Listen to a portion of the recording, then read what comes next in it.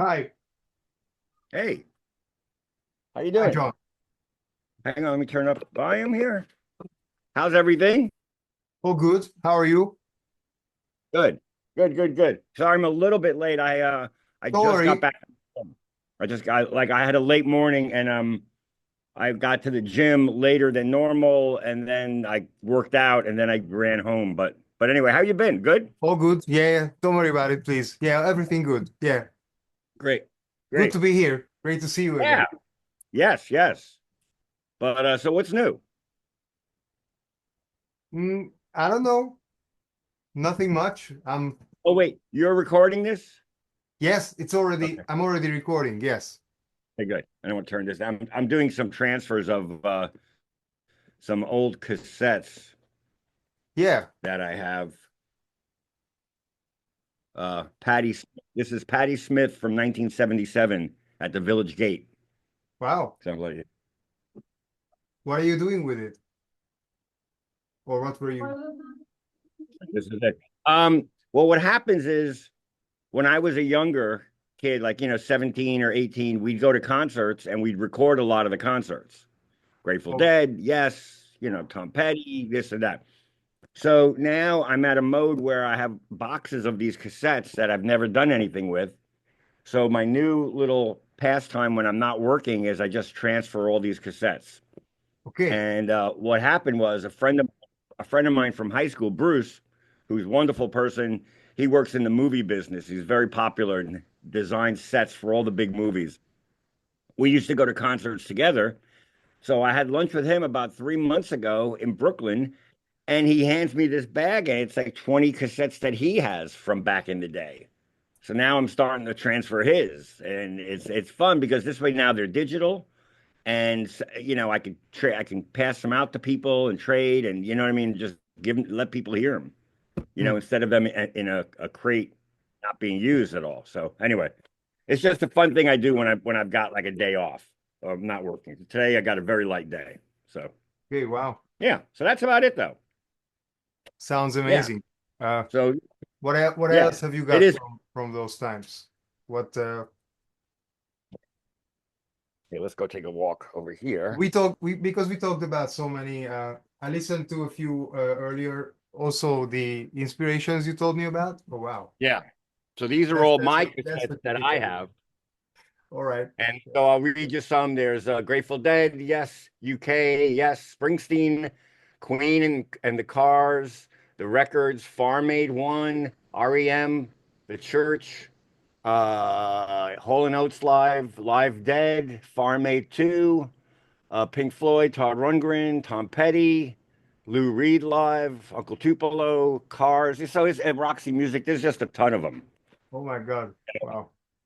So anyway, yeah, I basically I opened up a tub, a storage tub in the basement here, and I found all these old tapes from when I was a kid. So, but I even have weird stuff like Flaming Lips, Rough Mixes, and The Cult, a record that they didn't put out, they redid, and the original Flaming version. So Lips. I what? You said the Flaming Lips. Yeah, You yeah, I recorded. have what? I didn't know you recorded them or you I didn't. I didn't. What happened was I worked with the drummer, and this is a long time ago, maybe in 2000 and or 98, and he gave me a cassette, and it okay. was rough mixes from one of their records that they were still working on. He wanted me to hear it. So basically, I have rough mixes of a Flaming Lips record. You know Wow. what I mean? Yeah. Yeah, back then everybody traded this stuff because it wasn't like big digital where you could put it online and you know what I mean? Sure. You know what I mean? Like people were more free about hey, check this out because you couldn't really exploit it. Now you can put it online and then everybody hears it and you ruin your. Yeah, So anyway, but that's much more interesting that way, I think. yeah, no, I mean it's cool. It's fun and like I said, I have a ton of them and I'm not necessarily a hoarder, but with stuff like that, I saved because it's part of my history. You know what I mean? So now, but once again, I have all those set up. I can put them all away eventually, and I have everything on the digital, on flash drives and stuff. So, if I hang out with someone who's a big Grateful Dead fan, I get their email address and I just send them a bunch of shows and they listen to them or not, you know? Okay. So, So that's also more your personal stuff that you Yeah, you like. yeah, Yeah, yeah, yeah. of No, course. it's good. So I'm just gonna grab my coffee. Sure. But anyway, yeah. So everything else has been going very good since the last time we talked. I've been busy. I'm happy to Uh, hear. what? I'm happy to hear that. Yeah, yeah. Yeah, yeah, yeah, yeah, yeah. Mm.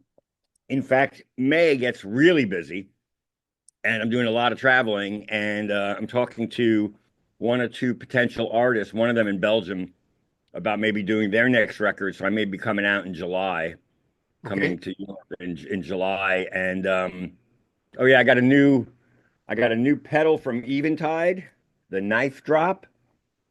It's so cool, That's a and cool name already, that's for yeah, sure. yeah, exactly. It's Wow. uh, it's designed in collaboration with Jack White, so from the White Okay. Stripes. So it's very cool. It's very weird and like, but really great for guitar tones. So I've been playing with that a bit. Um, and yeah, just like I said, keeping busy. There's always something to do. I've got Sure. like two records I have to do pre-pro on that are coming up. One's an EP and one's a full length. So I've got, maybe 18 songs I got to go through, make all my notes, try this, do this, let's do this, bring up the tech key, bring down the key. So I'll be doing a bunch of that. And yeah, just, it's interesting because I'll be very honest with this whole, like when you're a freelance person like I am, and I've been freelance for like 40 years. It's like, I remember in, 1989 when I didn't have work for 2 weeks or a month. And I thought I'd never work again. And I was like, oh, I'm never going to work again. And then all of a sudden you get really busy and you get crazy. So now Mhm. at this point, if I have like a couple of weeks off, I do other stuff. And then all of a sudden the calls come in and I go back to work. So it's like really, I don't really care anymore. So Sure. anyway, That may yeah. be a good starting point for those of the listeners who wouldn't know, this is John Agnello, and this is our second interview. Right, hey, everybody. And this is our Sound Ground. This is the second part of the show.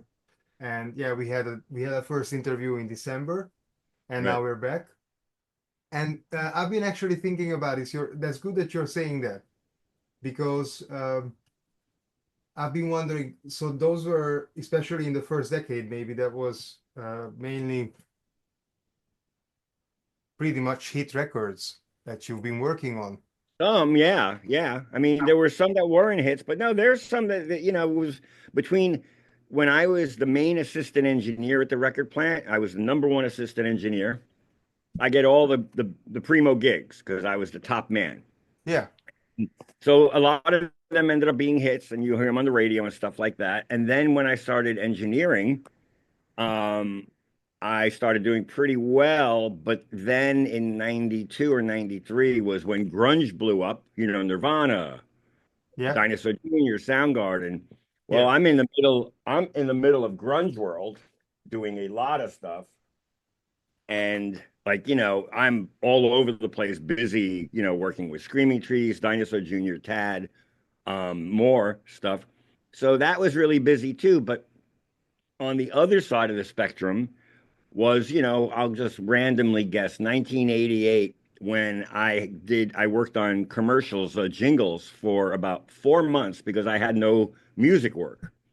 So I went in every day for like 4 hours and just did the session players would come in and the background players. And, basically it was a commercial, for like underwear or, a cleaner or this or that. And I did that like a lot, and I thought that would end up being what I would do for the rest of my life. But then no, all of a sudden you get busy again doing rock, and you're fun, you're making records you really like. So, you never know. It's just a funny life is like that. yeah. And Such as I, such as Aerosmith and Bob Dylan. yeah, well, yeah, but also like I know like so I'm friends with Michael Imperioli, who's a very good actor who was in The Sopranos and stuff like that. And we hang out and we talk, and now he's working on a movie. He was on a really cool show 2 years ago. Now he's working on a movie that really sounds great. And then I don't know what he'll do for a month or two, but he'll do something, and then he'll get another gig, and he'll be working on that.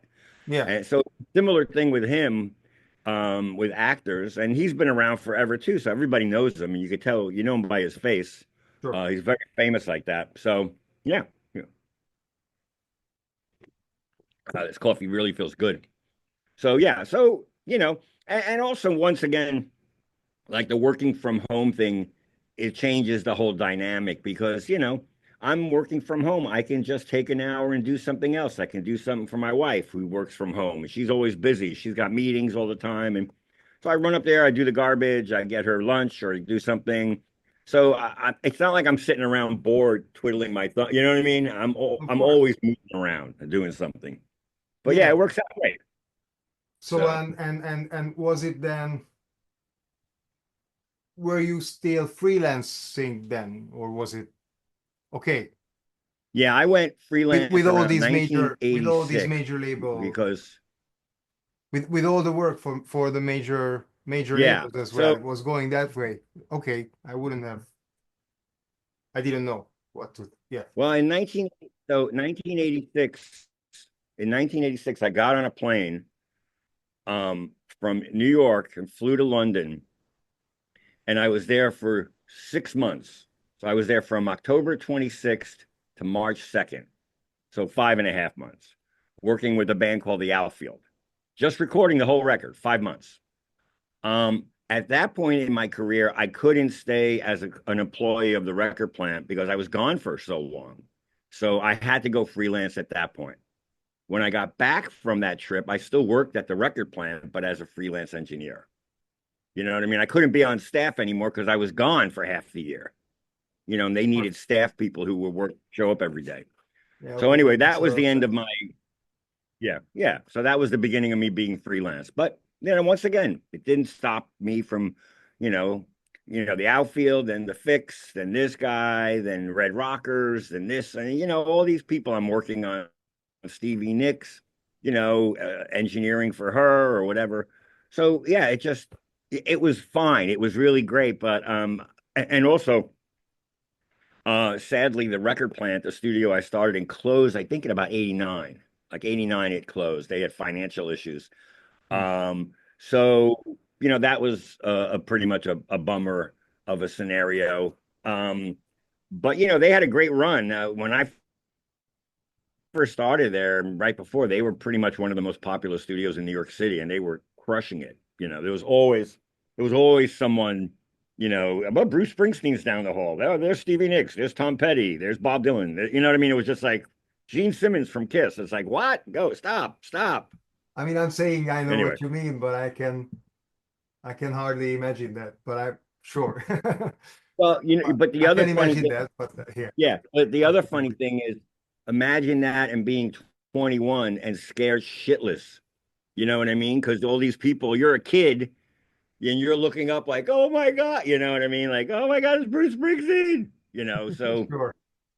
it was different. Like now it would be like, hey man, like I've not recently, but I don't know, maybe 10 years ago, I rode an elevator with David Bowie, going to a Sterling Sound. He was mastering something, I guess, there, and I was doing a different session there, but we both got in the elevator together. And I just looked at him and said, "Oh, I'm going to six. You going to six too?" And he was like, "Yeah." So I hit the button. I said, "All right, great. Have a good session." And that was it. I didn't even, I wasn't like starstruck or anything. It was just like, "Oh, it's David Bowie. It's cool." But Sure. 40, Yeah. 40, 45 years, 44, 42 years ago, I was like, ah, like freaking out. So, Understandable. I would be the yeah, same. Sure. yeah. I So can, anyway, yeah.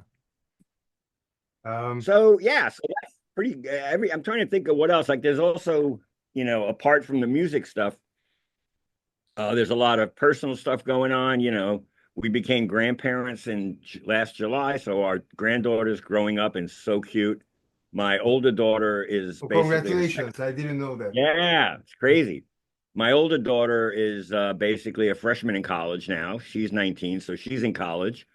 And so a lot of fun stuff going on.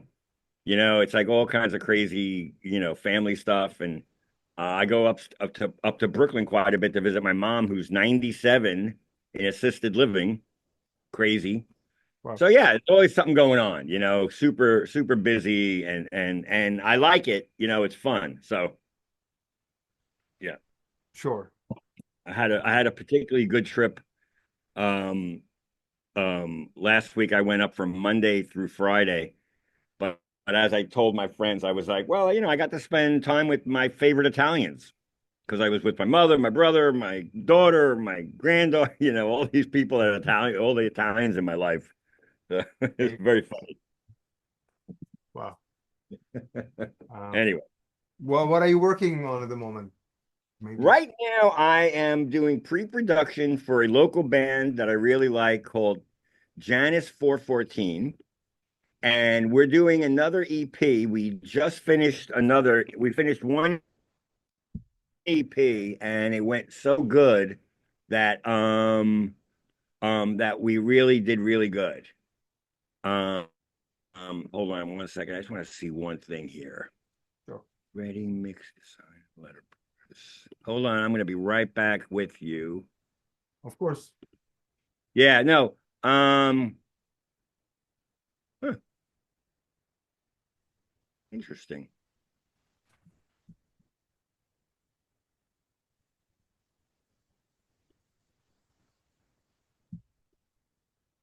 That rings a bell, though. The name Yeah, the I band work you're with them. working I with. work with them a bunch. Yeah, Um, I've seen it on your web page as well. yeah, I do like them a lot. Um, okay, so then there's this really nice guy out of Syracuse, New York. Jason Hughes, his name is, and he has a band, and he's the main guy. So I go up in probably middle of May. I go up to Kaleidoscope for a week, which is where I work a lot in New Jersey, and then I'll go even north to the building, which is in like Marlboro, like an old converted church, and I'll do overdubs there with them. And that'll be like a 2.5 week record up there, and then I'll come down and mix it here. So pretty much, pretty much starting May 1st or May 2nd, I'm gonna be booked right through June, and then there's another band of kids who are from this area, called Dress Hot, which is a funny name, and they're really great. They just reached out 2 weeks ago, and I talked with them, and they're so cool. And I'm finding a lot of young bands that people haven't heard about. Hmm. And it's really neat for me because, um, like a friend of mine from Sweden, from Gothenburg, my friend Henrik, who's in Omnia Halos, who I work with, we were chatting the other day and he had some friends over. And I was like, oh, what are you guys listening to? And, we're listening to Hello Mary. And I was like, who the fuck is Hello Mary? So I Googled them on Tidal. I started listening to them. They're great. So I passed them on to other people, and everybody loves them. But it's an amazing thing. Like, I'd never heard of them before. My friend in Switzerland listens to them. Sorry, in Sweden, and he like loves them. And now they're like one of my favorite things. And my wife loves them. My neighbor I played it for, he was like, "This is so good." So that's why music is always like the gift. You know what I mean? Yes. Because you'll never know all the music. You know what No, I you mean? So can't. yeah. And I had another funny one with this band I love from Montreal called No Bro, and they're like an all-girl band. They are amazing. They remind me of like a Wet Leg type vibe. They're so good. But Hmm. but they were like, "Oh, your friends." They friended me on Facebook, and I guess, "Oh, you follow Friedberg. We love them." And I was like, "I don't know who's Friedberg." And the girl was like, "Wait, you don't know who they are?" I was like, "I guess I followed them, but I don't remember listening to them." And I think it's a band from England, fronted by a woman. And I listened to that like on a long drive, and they were great. Like I love their thing. It's so cool. Some of it's kind of dancey, but some of it's rock, and so it's fun. It's a constant fun. And then my buddy Lyle, who's a music supervisor, he recommended I listen to Clairo, and they're really good. So Zero yeah, is great. yeah, I just yeah. heard. So Yeah, I just, I think I so. love, going back and forth with people. I go to the YMCA this morning. I'm on the treadmill. The guy who works there, Marcus, comes over, and we talk about music, and he's one of the people I turned on to Hello Mary, and he loves them. He's like so into them. It's funny. So Yeah, yeah, that's very great. Yeah. yeah, And yeah. then how do you get to to work with? Would you like to share any stories how you actually get to work through hearing a new band, or is it like, are you are you then reaching out to them, or is it always them? Um, no, well, it used to be a little different. Maybe 15 years ago, I probably spend more time going out to clubs at night and being out until 2 in the morning and this and that and talking with people. And now I don't do that as much only because I'm in a different headspace. But for example, with the No Bro band, someone turned me on to them and I reached out to their manager and it turns out I knew their manager and he hooked me up with them. And we had like a great, conversation and they're writing for the next record. So hopefully they'll be into using me on it. If not, whatever, that's fine. But I'm just saying, like, I'm thinking, like, I like them so much, and we had good like half an hour, 45-minute conversation on the phone. I'd never met the girls before. So stuff like that does happen, but a lot of times people just find me through the website or through my previous credits or stuff like that. I mean, that's how Zopa, Michael Imperioli's band, found me. I mean, they love Dinosaur Jr. and I'm on like so many of those records that you know they found me and now we're really good bud. Now I work with them, but we're also really good friends, so we hang out, which is kind of cool. Yeah, Zopa Not kind of, very is a cool. band, right? Yeah, Yeah, it's a and three-piece band. that's the Michael, newest. I've seen that's the newest. that That's the latest just came release. out, I think it came out in February. Hmm. And it's so good. It's like, oh my God, I got chills listening to it the other oh, I know. We did a gear club. So on my podcast, we did a gear club combination with them, and we went through the entire record song by song and talked about it. And it just like some of the songs just gave me chills, like listening. I just got chicken skin just from listening to how cool they are. They're really a good band. They're very solid. They're very intense, but they can be light. They can, it's a very interesting thing. I was saying that, the first song on the record when the band comes in, it's so not in your face, but also pulled back. So it's the tension of what they're playing. The groove is really kind of intense and good. Gotta listen And to it then for sure. yeah, yeah, you should check them out. They're really fun. But also Yeah. the same week, my buddy Chad in Nova Scotia in Canada, he hold on a second. Oh, yeah. He his record, he has a band called Kestrels, and they're kind of shoegazy, like My Bloody Valentine.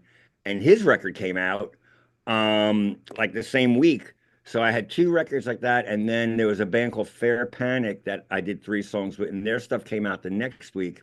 And there was one other release that came out. Oh, Julianne Calendar, who were a band from Charlotte, and I did a full record with them, and their record came out. So it's interesting now. I think a lot of people have to wait for vinyl because the limited vinyl um, resources these days, and everybody's doing vinyl. So sometimes you have to wait like 6 months to like 9 months to put your record out. You know what I mean? Because you don't want to put out the digital before you put out the vinyl, because then people listen to digital and not worry about buying the vinyl after. Hmm. You want it to come out like same time. It has to be So it's the a other. big deal. Yeah. Yeah. Yeah. Yeah. So anyway, but yeah, no, it's good.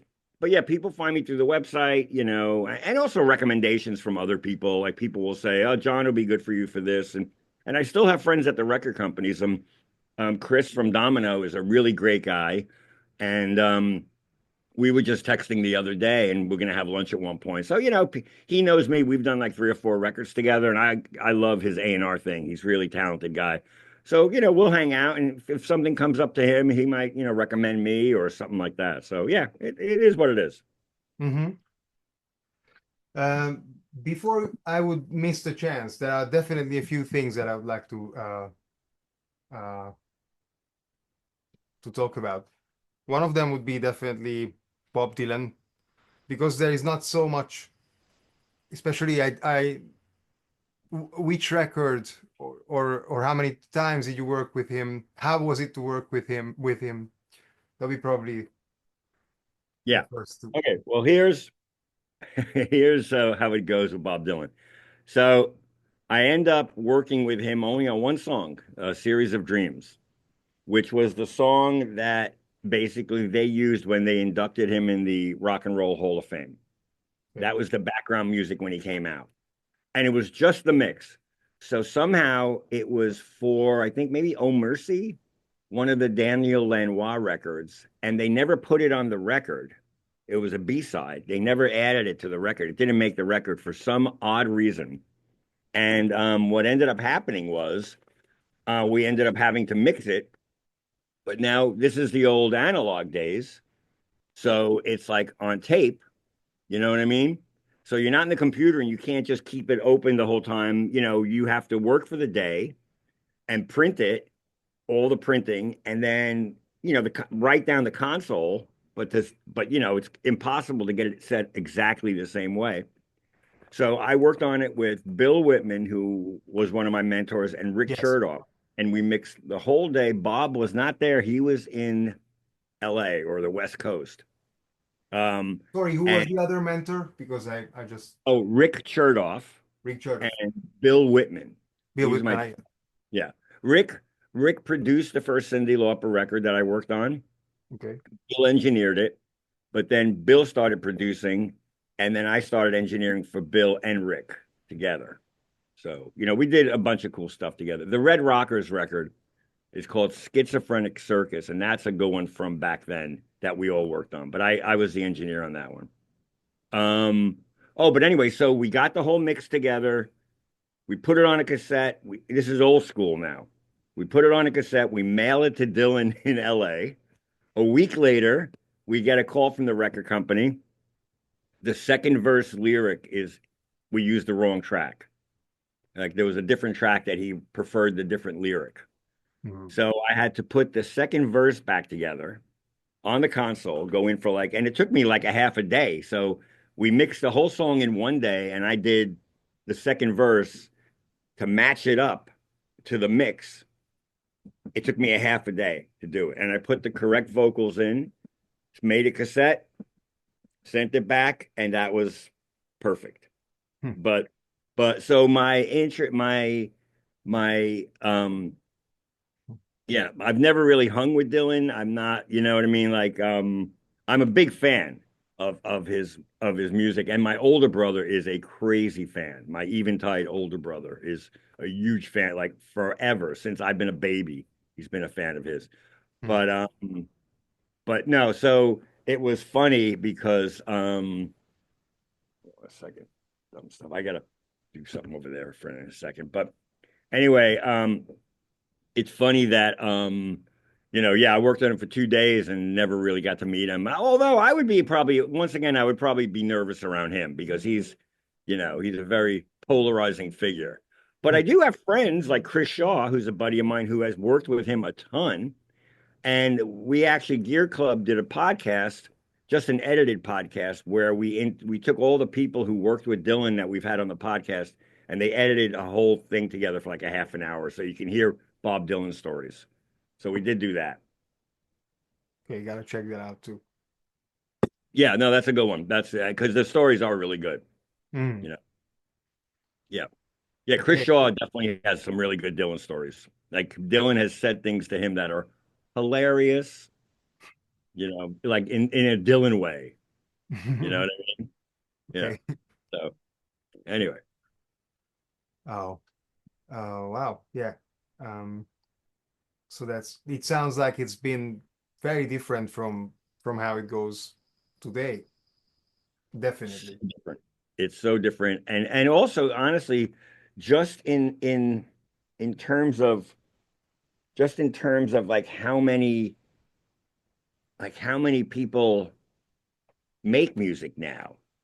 Hmm. Because you can do it all on your computer, everybody can make music. 30 years ago, you had to be in a recording studio. You know what I Yeah. mean? You had to be in a place that was usually commercial. I mean, I guess Todd Rundgren built his own studio in his house, but whatever. He was like an anomaly. But the point was, yeah, no, it was, now, and that's why we were talking about there's so much music out there to find. And you know what I mean? You could find really obscure stuff that, you would have never heard of 30 years ago, like Hello Mary or, Friedberg. You'd never know who they are. So, anyway, But no, it was way different. And obviously you had physical tape. You know what I mean? And if you Yes. erased something, it was gone forever. So if you erased something by accident, you were fucked. Yeah. Things are different, you know. And also, once again, hearkening back to the story I told you about flying to England for 5 months to record a record, a lot of it is because, you were limited by what you could do with the tape, and everything would take longer. Editing would take longer because you'd have to physically cut the tape and put another piece in. Yeah. And I remember spending nights in the machine room with the multi-track machines, like working on a record with a band from Kansas City. And in the outro of one song, like a 2-minute outro, there's all these drum fills. And they didn't like any of the drum fills. So we did another piece of tape with all the correct drum fills, and I had to cut each one in, and it took 4 hours. Like we Four did it hours. from 11 o'clock at night to 3 in the morning. We finally walked out of the studio at 3:30. We were all like, oh, okay, let's listen in the morning. But that's how long that stuff took. It was really different. So, Hmm. I guess it involves that you need to be more careful with your decisions because everything is final. So it's yeah, not like, yeah, yeah. But also, you were also very loose. If it felt good, it was good. Whereas now I have this thing, certain people listen to music, artists, and they just listened forensically, like for pops and clicks and this and that. And back then, you didn't really think about that much. If a guitar squeaked a little, you were like, it's fine. Who cares? And now people really, because they're able to manipulate that and bring down the squeak, or I hear a click here, I hear that, you can go right in there and find it and get rid of it. So people listen like that. Whereas back in the day, they left mistakes in on records. If you listen to a Rod Stewart record, you could hear him coming in early accidentally. You know what I mean? And they left it in because it was kind of fun. I mean, the hmm, one guy I do like who does stuff like that is that guy, Chris Stapleton, the country guy, who's kind of more like alternative country. But if you listen to some of his records, you could hear little mistakes in there that they decided to just leave in. hmm. And it's kind of cool, you know? I mean, So. it sounds natural, just like, Yeah. Oh, it's all live. His shit yeah, he even sings live, I think, in the studio. So okay. like it's crazy. Yeah, no, he's a really talented guy. Hmm. So, If we are here, I think you are working a lot in this and in the, as you said, out country domain, if we can. Um, yeah, a lot of the music you're working on is probably that's the best way to put it in what, old country? old country. Yeah, Well, some, but I mean also a lot of, it's alternative not rock, you know sorry. what I mean? Like my guys in Janus 414, the guys in Mount Airy, North Carolina, they're very much influenced by Guided by Voices, which is also fun, because that's very live, and Yeah, sure. they put out a record every like 3 months, and it's all like, everyone's different. Every song's a minute and a half. It's really great. So Yeah. No, I'm not saying that's the only thing you're. yeah, That's one of yeah. Or like the your Stone genres Vault, you are. yeah, Stone Yeah, Vault and Parker Millsap for sure. I like, I do like to dabble in different worlds because I do appreciate a bunch of different kinds of music. Um, the one music I feel like I don't really dabble much in is like hip hop because I don't think I understand what makes it so cool. You know what I mean? Like I sure. think you're better off having hip hop guys make those records because they got the idea of what sounds good and what doesn't. You know Yeah, what I of mean? course. So I feel like that's fine. And I like Kendrick Lamar. I like a lot of that stuff, but a lot. But but the point is, it's not like I'm not your guy for that stuff. Sure, Please don't hire me. of course. Yeah, yeah, Yeah, yeah, but also Sun Volt, for example, who yeah. they are maybe between a bit bluesy, but also I would say Americana, Yep, a little bit in the old country yeah, domain. a Uh, hundred they're percent. also great. Yeah, that's right on the money. That's their vibe for sure. Hmm. Yeah, yeah. No, they're great. I mean, and they came. Sunvolt came out of the ashes of Uncle Tupelo, and they were really kind of country, like, songs about whiskey bottle, whiskey bottle over freedom, I mean, that's so old country.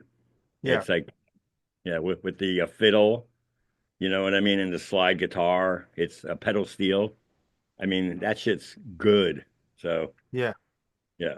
So, And also about when you talked about the vinyl uh, production these days, there's also a post on your Instagram page. I think it's on the rabbit hole, mhm. and there's the Dream Syndicate, the latest record, or maybe one before the latest. I think it's So one before, yeah. yeah, they're also amazing band, and you've been working on their records from the earlier times as well. Yeah.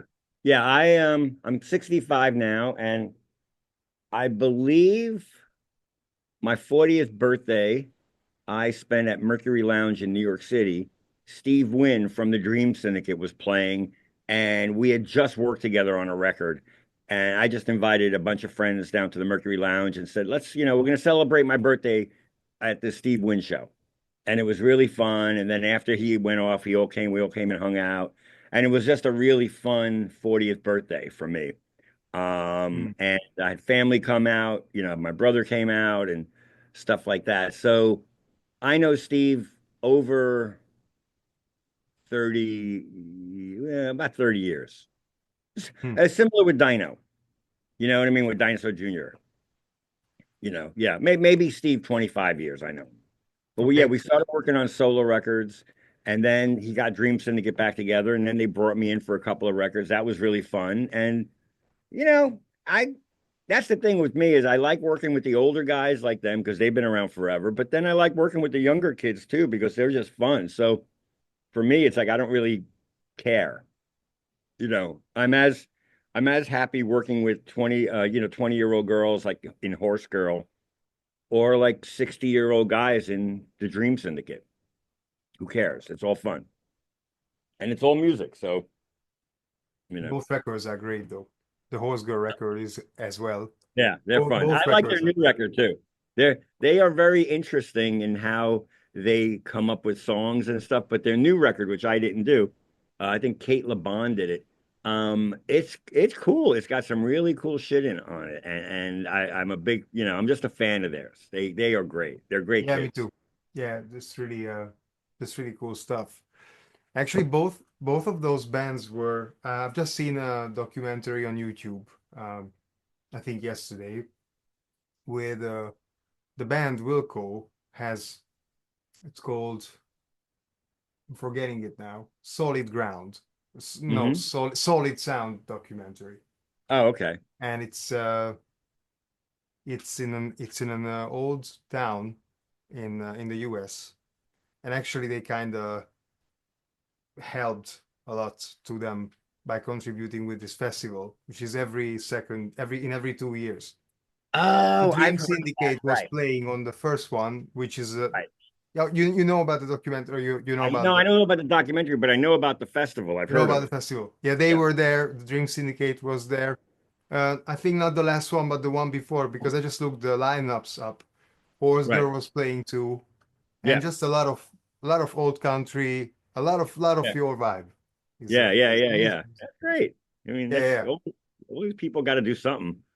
So let them fucking tour. yeah, sure. Yeah, it was also exciting. Jeff Tweedy, the frontman, was saying, of Wilco was saying, I like them a lot, and Yeah.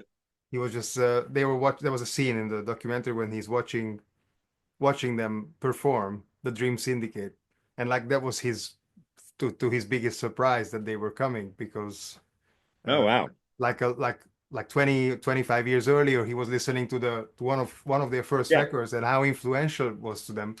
Right. Yeah, he was just telling that, so it was quite exciting. uh That's great. Hang on. and I got one thing here. I'm yeah, sorry. sure.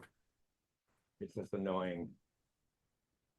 I But I really like the sound of them. It's very very exciting. Ooh, Dream Syndicate? Sorry. Dream The Dream Syndicate? Syndicate, yes. Yeah. Yeah, Also the newer ones, and some I listened to at least one of them from the earlier times, and yeah, that was more raw and a bit more in.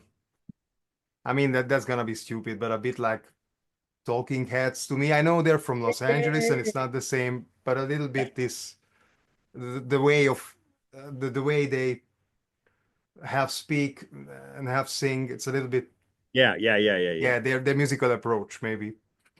But the newer ones are much more psychedelic to me. I don't know. Right. It's very, very interesting. Well, see, that's the thing. The record I did with them is very interesting because I'm thinking we did it like 3 years ago in Richmond, Virginia, at a studio called Montrose, and we did, the 10 songs that they had. Okay, like for the record, for the actual record. But then at night, like at about 8 o'clock at night, they would then, all right, enough of this, let's just jam for 2 hours or just hit record, and they would just jam for an hour. And we did this every night for like 3 or 4 nights. And they just had these random jams. There was nothing written. They would just go out there and play together. And they ended up making that a second record, which they released about a year after they released the actual record. And that's the record you're thinking about. That is just jamming. I think Steve probably went in later on and added vocals or some kind of thing, but they literally were not, they were just written in the studio, and some of them went on like 12-minute long. It was the craziest thing. Wow. They just wanted to play, and you got to give them a lot of credit for that. I mean, that's just like that's phenomenal that they're just like, yeah, look, instead of like drinking beers by the fireplace outside or whatever, they Yeah. wanted to keep playing. Sure. Like it's really amazing. So I give them a lot of credit. Wow. So the best things can happen Yeah, often that way, not when they are. it was so wild. Honestly, I will never forget when they first brought it up to me. I was like, huh? Like totally like, what? You guys want to do what? And then I was like, that's a great idea, actually. Go ahead. I literally just hit record and I just was like, okay, I didn't have to say anything. They just did everything, and it was all kind of free form, and it ended up being great. And So, then they just came back to you with fully written finished tracks. well, they did it themselves. They just worked on it themselves and released Okay. it. Oh, I recorded it. I didn't even mix it. They just did it themselves. The Okay. the first batch of songs I recorded and mixed. Okay. So I, Wow. I, I did that. I did that whole record. But those are the ones that we were supposed to go in to record. You know what I And mean? which records are these two? Which one is the first one? And the Hang is the on. last two one from 2017 or 19, I think. Maybe it might have been 2019. And hold on. Uh, oh, hang on. I am okay.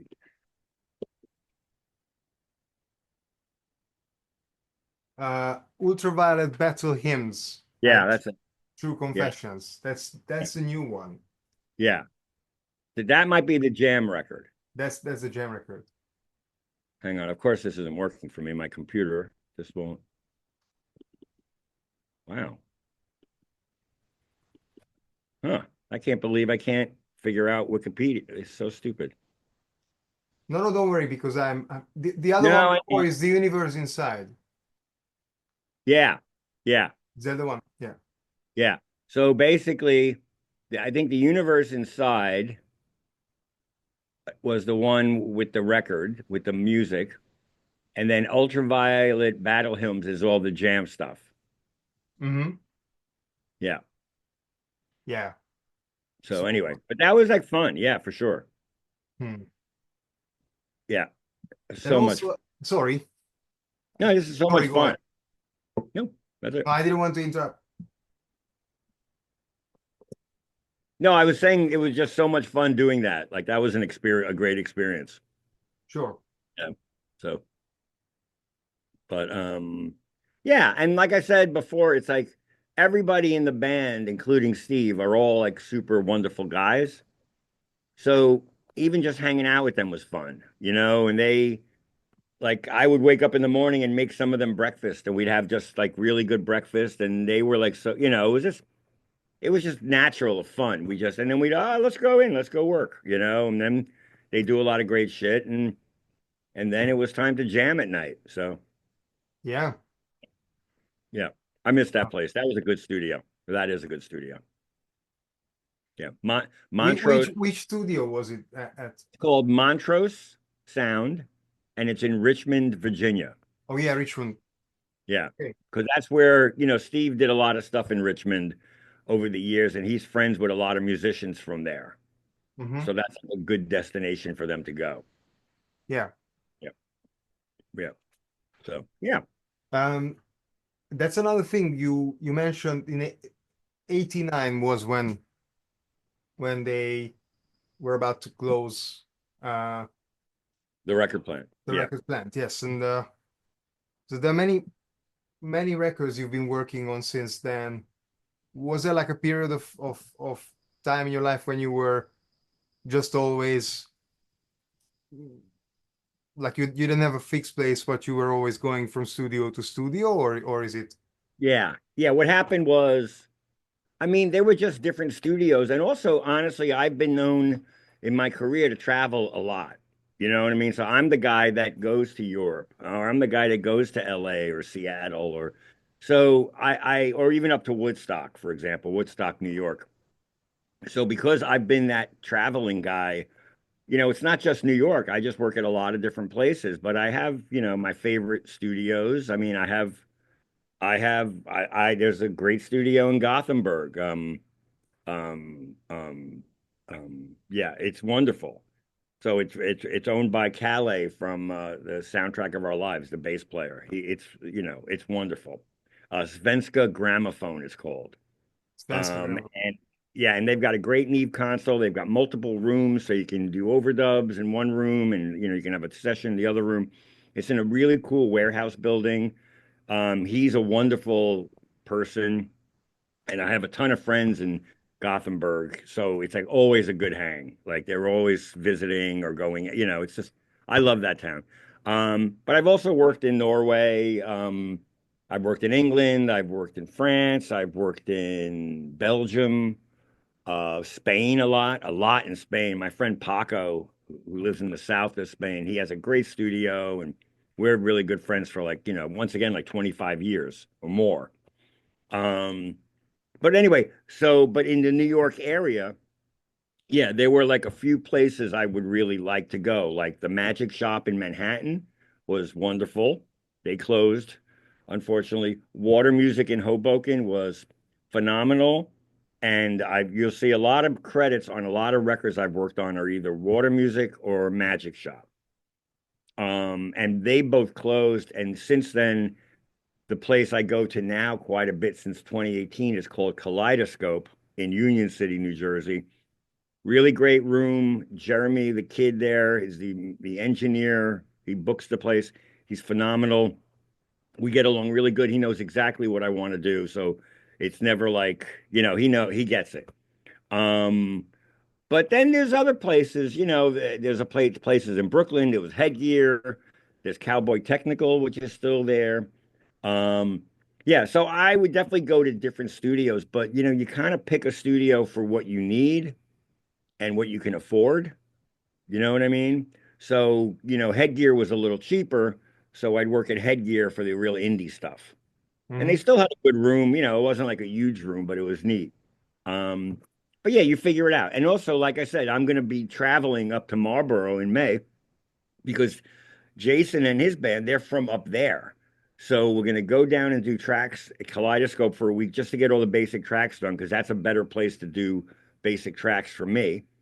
And then go up and do like vocals and, saxophone or extra guitar or acoustic or piano. We'll go up to this other place in the building and work there. It's just a matter of managing, what makes the most sense. You know what I mean? What's more practical. And Hmm. after a while, you kind of get an idea of, how, things are working. Also, the thing about Kaleidoscope, which is one of my favorite things is their drums always are in tune. Those guys know how to tune drums really well. So once the drummer sits down and hits the drums, like it takes 10 minutes to get sounds. Like you don't have to worry about any tuning of the floor tom. Everything is always in tune. That's one thing. And the other thing is they've got a proper control room, whereas the building, which is up in Marlboro, it's all one room. So I'd prefer to cut tracks in a control room so I can solo things and actually hear the bass. You know what I mean? And when you're in one big room, obviously you're hearing drums the whole time. You Mm. know what I mean? So Yeah, anyway, that's of my thought. course. Yeah, of course. Yeah. Yeah. Anyway, Um, I've been also thinking, that was just another train of thought. So if you've been freelancing ever since, does that mean, and now you mentioned if there's an indie band, then so it's to some extent it's always based on the budget, and then actually is it, yeah. or like are you choosing, you have been also doing that part of the job as well, like you've been calculating, okay, I've got this budget, then let's choose the best room for an indie rock band for this budget. Yeah, I mean, yeah, but basically, when well, okay, so back in the day, back when in the 90s, it was like every record, there was Epic Records was the Screaming Trees, Columbia, I mean not Columbia, Dinosaur Jr. was on Warner's. All these records would be even Sub Pop would put out Mark Lanigan records, solo records, but you always had a budget because they were big companies supporting the record. Now it's not all just big companies anymore. I mean, there are big companies, but the point is a lot of people just are either really small indie labels or they're paying out of their own pocket. So yeah, you have to really be cognizant of what you can afford. But the good news is I've done sessions down here with friends of mine who are kids who I just want to help out. We'll just do a single, one song one day. Let's go in, and I could find Dark Pines Studios is $200 a day. We can track there the whole day, and it's great. So you can always find something in your budget. But the bottom line is, like the kids who are my friends, they can't afford to spend $1,000 for a studio for a day. And believe me, there are studios down here that are beautiful that are 1,500 a day. But, indie rock people can't afford that. You know what Sure. I mean? That's just not, they can't afford that. So you go with what works. But you can find you can find the different layers, you know what I mean? Of places. Because like down here we have Mitch Easter's place for Delatorium, reasonably priced, amazing. Mount Airy has Fallen Trees, same thing, reasonably priced. Same guy who designed Mitch Easter's place designed Fallen Trees. It has the same kind of vibe to it. It works great. And then, like I said, Dark Pines is another studio that's like cheap, but that guy built it himself, and it's a cool room to work in. So, you can always find options. You really can. You just got to know, you just got to know, you know. Hmm. So that Yeah. involves also the work. Well, but after a while, it's interesting because it's not that involved because it's you're doing it so long, it's just part of your DNA. You just know it. You know what I mean? It's just like natural. So, oh, oh shit. And how did you meet with Jay Massis and Dancer Junior? How did you Um, start working? You've been working for three so decades. it was an interesting story because they were at the stage where they were at the stage where they were, grunge was starting to blow up and they were about to do Green Mind, which had that amazing song, The Wagon, on it.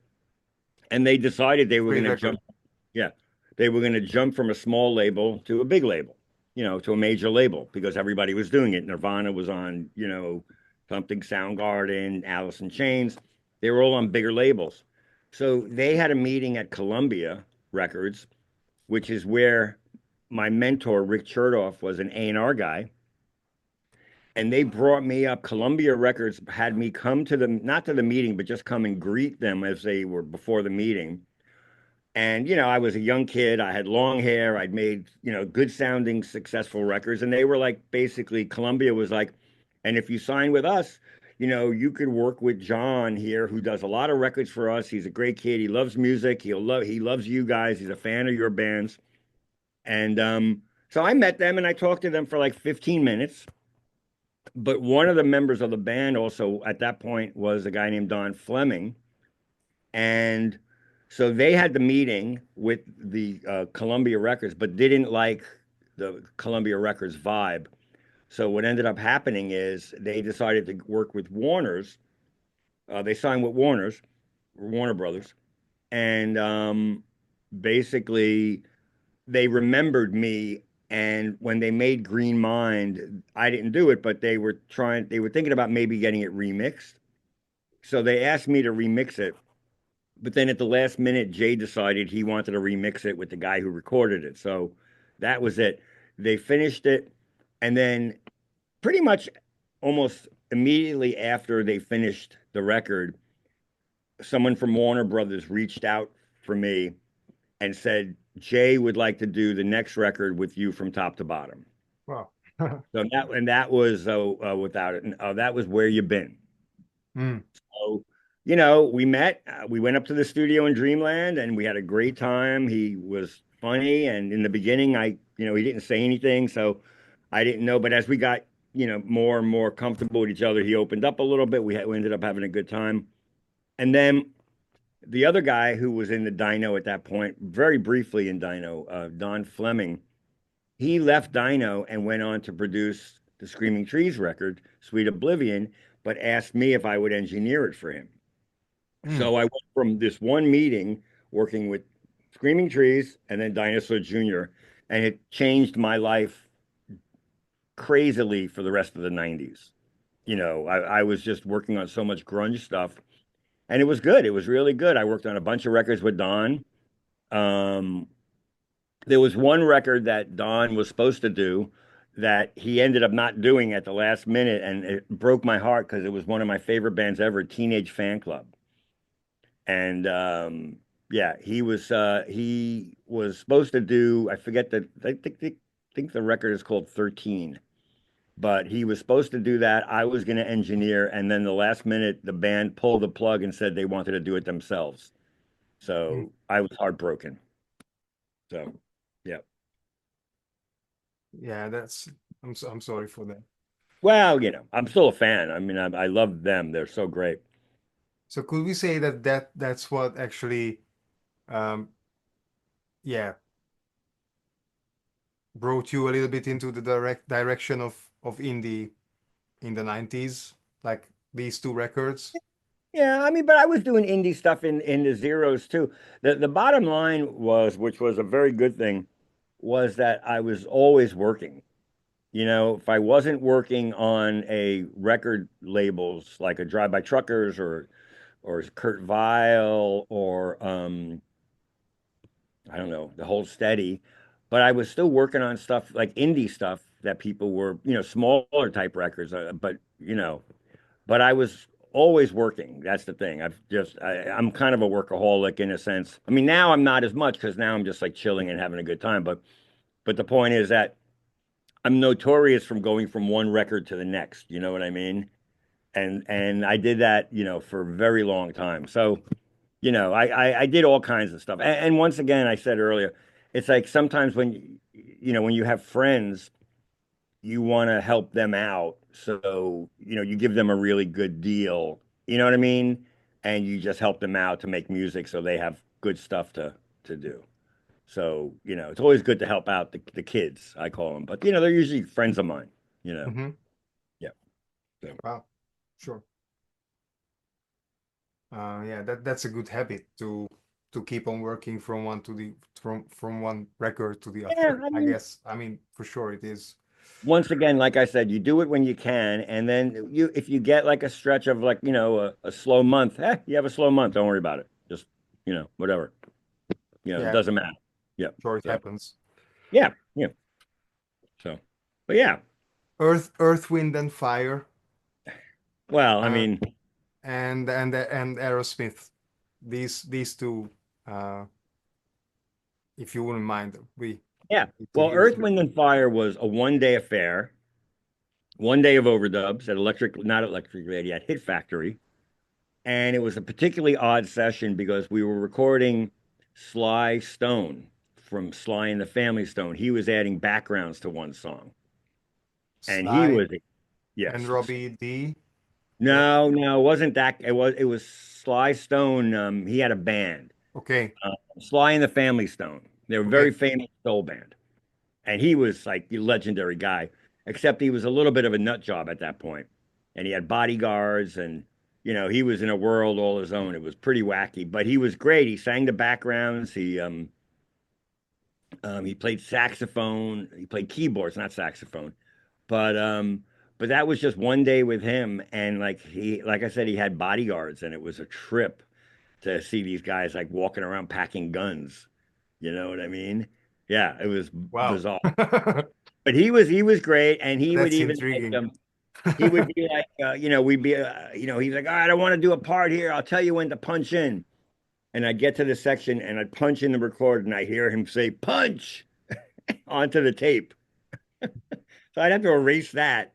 And then he'd do his harmonies after. He was very funny. Um, yeah, I'll never forget that because I was also a huge fan of his. And the Aerosmith thing was similar, but it was a little different because that was about 3 months or maybe 2 months of work. And sadly, it was, I would say, at a rough time in their careers where after that record came out, it was called Rock in a Hard Place. After that record came out, they kind of broke up a little bit, and a couple of them went into rehab and quit drinking and doing drugs. It was a very drug fueled record. Hmm. And I learned a lot of lessons on that record about like how to keep away from doing drugs because it was dangerous. And and like I said, I grew up a huge Aerosmith fan. The first four records were my favorite records, and it was great to be around them. The only problem was the two original guitar players weren't there. It was replacements, and it was mostly Steve and Tyler and these two new guys, two current guitar players. And but like I said, there was always like 8 people doing drugs in the bathroom. Hmm. Whenever you had to go to the bathroom, you'd have to use a different bathroom because if you use the studio, it was really out of control. Hmm. Um, and once again, I feel bad because it wasn't a very great experience. I mean, I kind of learned a couple of life lessons on it, but I can't say it's one of my favorite records I've worked on. And like I said, a bunch of them had to clean up their act. I think they realized they had to clean up their act after that because it was out of control. So Hmm. yeah, Okay. yes, sir. Hmm.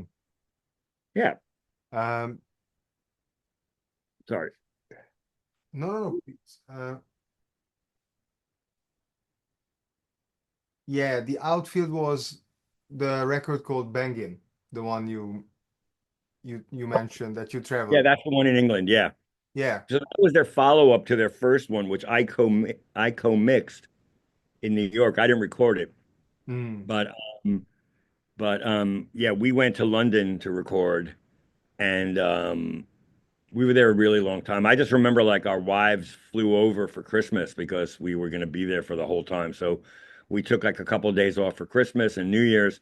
The wives were over, and then they went back home, and then we kept working and I flew home a couple of days early for my father's like 65th birthday. So he basically, was basically, yeah, it was like I flew home on the second because his birthday was on the 3rd of March, and there was a big party for him. Hmm. So yeah, no, it was a long stretch. I spent a lot of time in London. Wow. Yeah. That was, did you say how long was that? 86. 86 into 87. So, and how many weeks or Well, like I'll never forget the days. It was October 26th we flew out, and I flew home March 2nd. oh So oh yeah, until March. Wow. yeah. So it's like 4.5 months. Yeah. Yeah, it's a lot. It's That's very almost a long. half. Yeah, yeah, Yeah, yeah. but it's a great record. Oh my Uh, God, they're so great. yeah. I love them. I mean, and honestly, I last week I was in Brooklyn in my mom's neighborhood, and I was at a store and grocery shopping for her. And literally, Your Love came on the fucking PA of the store, and I was just started laughing so hard. It just you hear that song everywhere still. Yeah, It's one of those legendary songs. a lot of the music that you have created, you recorded, produced, you can hear. Yes, I've been very lucky. Let's put it that way, because I've been the right place, the right time, and I didn't get fired. I did good work. I'm trying to be a good person to people. You know what I mean? It's like all that stuff that's important. And hopefully, like I said, that meeting I told you about, the Dinosaur Junior meeting, I was so lucky to be there because I met two people that really the work thing really worked out well for me. And had I not been at that meeting, I don't know I probably wouldn't have been working with Dinosaur Junior for 30 years. Hmm.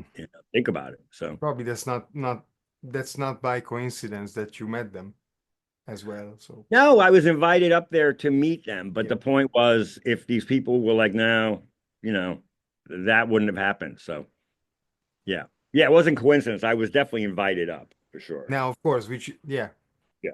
Yeah. um, So I love uh the record called "You and Me" from the Walkmen. They're oh one of yeah. my favorite bands. I really Yeah. like I the love them sound. too. Yeah. Yeah. They were literally I got in the room with them at Water Music in Hoboken and I was just blown away Okay, was about it also in Hoboken? well, we did some of it in Hoboken and then we stopped and then we a couple of weeks later went down to Oxford, Mississippi and recorded for 2 weeks down there because they wanted to go down there. But the point was that they were just I was just a huge fan of them. That's the thing. So when they called, I was like, "Fuck yeah!" Yes, And I such ended great up music. doing, yeah, they are, and I've seen them live. They were amazing. You know, like I saw them in Manhattan, played an outdoor show on a pier, and I guess they were opening up for somebody, but they were so good. And I just remember, I don't know, I just really loved them. And they were interesting people to work with because they all knew each other very well for a very long time. So they had a way of talking to each other that was almost in code. You know what I mean? They had a lot of Okay. inside jokes and stuff like that. And I would be like, "Oh, okay, whatever." But yeah, we did the two stretches and then I guess they wanted to do more, but I was going into another record at that point and I couldn't do it. And I couldn't move that record. So they got somebody else to finish the record. But I spent like a good 2 weeks each time with them, and he was great. I love Hamilton. I'm still a fan of his solo stuff, and yeah, no, they're just really, really excellent band. I love that record, and so that's the other thing I have somewhere. I have either a cassette or a CD of half of that record that they ended up scrapping, and we went back in to redo it, but there's still something about the four songs that we scrapped originally that they came out great. So I'm going to put that in the computer too someday because I want to be able to listen to that. You have a Like tape or something with I think I have a CD. okay. Yeah, CD. Yeah, because we burned the CD. And then, a week later, they were like, we don't really like these songs. We want to go to Oxford, Mississippi. We're going to track them down there. Come with us down there. And I was like, okay. So yeah. Yeah, that's how, they're interesting like that because even when I went to see them live, they opened up for God, I can't remember who they opened up for. Anyway, but they didn't play their most famous song, The Rat. They didn't play that song live, and everybody was screaming, "The Rat, the Rat, the Rat," and they just refused to play it because I don't think they really like it, even though it's their most popular song. So they're Okay. interesting like that. You know what I mean? Like they do what they want to do. You know what I Sure. mean? Yeah. So, because a lot of people would just say it's our most famous song, we have to play it. But Okay. I don't think they liked how it was recorded in the studio, what they did, and how it came out. even though it was like a big hit for them. Okay, I see. I mean, to me, they sound a very one of a kind band and very unique Yeah. in their approach. Like just Yep. very open, very like big spaces, and Yep. they don't try to fill those spaces up too much. It's very No. you And don't they have hear that so often. It's and they have so many different moods. One yeah, a song a song can start really somber, and then it could just open up into a beautiful na, na, na, na, na, na, hey, dun, dun, dun, like so yeah. Then good. it gets upbeat, and then it's Yeah, it's so good. They do that really well, and his voice can carry all that stuff. It's really pretty impressive. yeah, yeah, Yeah, yeah, yeah. That's what I like about it yeah. too. No, I like them a lot. Yeah. If we're here, you have worked with a lot of great songwriters too. I I'm Yeah, I think so. any names that off the top of your mind that you would mention, like the greatest, I mean, or is I, it not so much? It's something you're thinking of, or that's something in your yeah, headspace, yeah, or yeah, you're yeah, both. yeah, yeah. Yeah, no, I'm thinking. Let me think about this. I mean, like Mark Lanigan, rest in peace, was really special guy in a sense, because he, he was able to do all this kind of stuff, the Screaming Trees stuff, the solo records, and the solo records always they're just different. You know what I mean? Like some of his solo records really were like singer-songwriter classics. Um, and he had such an amazing voice that you couple that his voice with the solo records, and yeah, it was really he was really special, honestly. And honestly, like the crazy thing about him is he was also such a tortured fucking soul. Hmm. You know what I mean? That he combusted. He died because he just could not do what he did. So it's kind of like an interesting balance, but no, I just love the way he sang, and even like stuff like from the solo records like El Sal, the sun is gone and that's all I really know. The angel in the air. Just a beautiful, just the way he would, and then he would go up in key, he'd hit the higher notes, and he was just magical like that. So yeah, there's something about him that I really find pretty amazing. But there's like definitely more. I mean, I feel like, you know, I mean, that was just very random, so huh? it's it's very random for me asking you that. So No, no, that's fine. But I will say, like, also, if I think back into 2005s, like when I worked with the drive-by truckers, I found them really interesting too because they had three distinct people writing songs.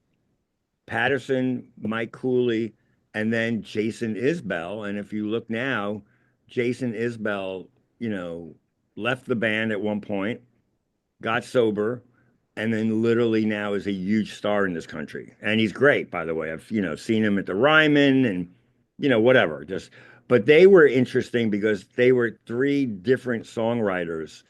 And, those two records I worked on had, like two or three songs each from each guy or more. You know what I mean? okay. And but they were distinctly different, in the songwriting. So I found that pretty impressive too. Like the conglomeration of three different guys writing songs and bringing them in and then figuring out how to do it. But yeah, I'm sure there's way more for sure. I'd have to like think about it for a while to who. No, Because I also what? sorry, No, I sorry. was gonna say like now, well, not now, but I mean, it's been for a few, I don't know. It's been a while now where a lot of the young people I work with, they ask me to help them with the arrangements, and they send me the demos and I go through each song and I tell them, give them ideas on what to do. But a lot of that I learned just from watching really talented people in the studio how they did their stuff. Do like you work watch. with sheets or is it I don't work with sheets, no, but I take my own notes for sure. sure? I do. I chart out. I don't write in musical notes, but I do chart out the sections, and Okay. then I'll make notes on each section, and then I'll have a bunch of comments.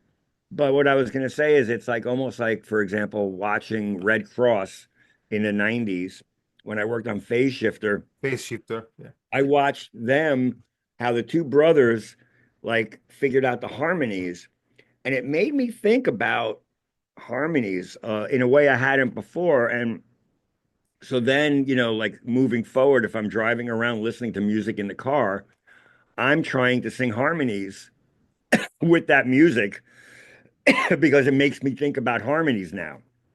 And that Mhm. helped me quite a bit because even on the Mark Lanigan records, I sang backgrounds on a couple of songs. Yeah, that's field on field music, right? Yeah. Yeah. It's beautiful. Yeah. Great. But Yeah. it was funny because I would think about it and say, "Hey, I have an idea," and he'd be like, "Well, do it." And I'm like, "No, no, I'm not doing it. You're Mark Lanigan. You sing it." And he's like, "I don't want to sing it. You do it." And I'm like, "Really?" So he'd make me go out and fucking do it. And I hate, I'm not a singer, and I Well, really eventually you are. no, yeah, well, whatever. But I'm also in that mode where I hate the sound of my voice. Like I can't listen to the podcast because I just hate what I sound like. I feel like I sound like an idiot. So, Oh, so anyway, but yeah, no, don't say that. no, but you know what I mean. It bugs me. So it's just funny that I would do that. But then it also became a thing where I worked with one band where they left one night and we had just finished doing vocals, and I was like, wow, it'd be cool to have a chorus harmony. And I was like, fuck it, let me just grab a mic, and I did it in the control room and didn't tell them. And the rest of the record, they didn't realize it was me. They thought they had done the backgrounds. So I told them at the end of the record, and they were like, well, that's great, leave it because it sounds fine. Hmm. But I just started having fun with stuff like that where I would just surprise people with like, a harmony. But yeah, Yeah. it's just fun. It's just fun. It's Is it fun like stuff. something you hear and you think, oh, that would fit well in addition to, Yeah, yeah, yeah. that's all. And like I said, it's that whole thing about listening in the car and singing harmonies along with songs. You just start getting used to how to hit the notes, and you know what I mean. Yeah. And a lot of it also has to do with the range you have in your voice. So I'm a little deeper, but I can still hit some higher things and stuff like that. But yeah, it's just a matter of practicing. But my point is, I watched those guys in the studio do their harmonies, and I was like, that's really interesting, you know. And I've learned stuff like that, for 30 years, just watching people do it well, and then me being like, that's really fucking cool. You know what I mean? Yeah. We also talked earlier about, you mentioned about that in today's music, it is not so often as in back in the 80s, probably 70s, 80s, 90s, there was this, in pop music especially, uh, there was the whole song shifted up a couple of notes. Yeah, modulations, Oh, right. yeah, like a third or, Yeah, yeah, yeah. No, that I mean, I'm constantly talking about that kind of shit. I but do you are love it. doing that a lot in your I'm not career. doing it a lot because you can't do it that much, but I do certain songs. I'll suggest we try it. Yeah, yeah, yeah. Uh, Like the Alan Tate record, I think I heard it in as yeah, well. It is yeah, also a great yeah, record from the newer ones. yeah, yeah, yeah, yeah, yeah, yeah. Yeah, I really like the sound of He's that. I really like him. I haven't talked to him in forever. I should reach out to him. But yeah, no, it's all stuff like that. And then, now if I have the radio on or something, if I hear like an Oasis song, I'm like, oh my God, I never realized they modulated there. That's cool. You know what I mean? Or even like on a Taylor Swift song, my daughter will be listening and she'll do a modulation at the end, repeat chord. I'm like, oh, that's so fucking cool. You know what I mean? So when you hear it and you notice it, it does lift you emotionally. You know what I Yeah, mean? yeah, yeah, yeah. Because without like, without hitting you over the head with a hammer, you just feel it in the song, and it's a wonderful vehicle for that when it works. It doesn't always work though. So, I can already think of one of her songs when I can hear it. yeah, Yeah, yeah, Yeah, yeah, yeah. No, it's yeah. great. It's really wonderful. And Well once again, used. that's the whole thing. When I listen to music, I listen, of course, I listen for enjoyment, but I'm also listening to see what people are doing. I'm just curious to see what tricks they're using. So Yeah, it's fun. Yeah. yeah. Yeah. Um, been have had so many other things too. Oh yeah, Lee Ronaldo. Hmm. You did the first, not the first, Not the first, but I did a solo record with but him the and I solo did. record, which is one of the greatest ones from him. Yeah. Yeah. Between the tides, Yeah. times and tides. Yeah. I Now just love that record. we were in a good mode at that point, I gotta say, because that was, we were coming off of it wasn't the Eternal, it was before the Eternal, but no, we were in a good mode because we had worked together and we really got along good. And I'd see him a lot in Hoboken or Manhattan, and we just had a lot of fun. You know what I mean? Like, and then I was also working somewhat at their studio every now and then on other things because they had a studio in Hoboken. And yeah, it was just like when he asked me to help finish the record, I was like, absolutely, let's do it. And then it was me, him, and my buddy Ted, who was my assistant engineer, who did some engineering for me too. But yeah, it was really fun. And honestly, like I said, we all got at that point we were all getting along really good. You Beautiful know, uh, record. yeah, but like him and Thurston were still together. Steve Shelley was hanging out, and it was always a very good vibe with them. Even though they're more serious than most, Yeah, but we always got along really good. So working with Lee on that record was a lot of fun. I mean, on the album sleeve, there's literally a picture of me and Ted looking at each other, and on the wall, while where we're standing facing each other, there's a picture of the album cover, and me and Ted are just giving each other the finger, and he put that picture in the sleeve of the record, which I thought was like, Lee.